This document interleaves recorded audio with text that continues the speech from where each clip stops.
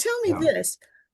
What is the most common misconception people have about buying or selling a home? You know, um, I think one of them I would say is people get really hung up on list price.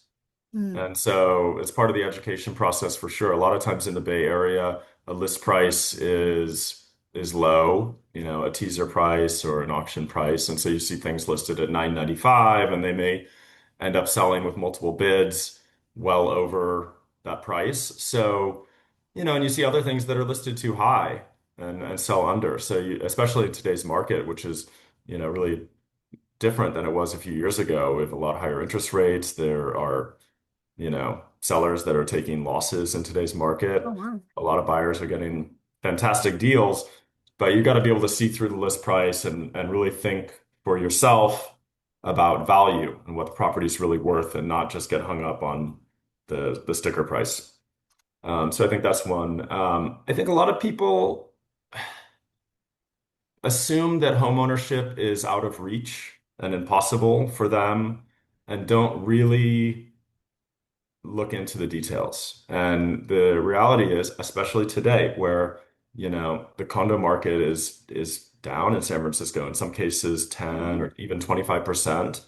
So there are a lot of really great buying opportunities out there.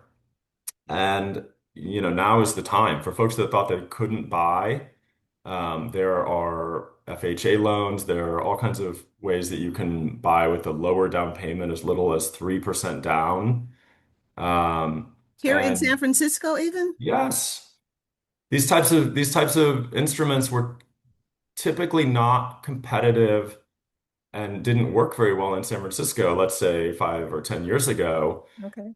because it's such a tight, impacted, and competitive market. But here we are today, where a lot of units may be sitting on the market, and so you can use these types of loans that you couldn't 5 years ago.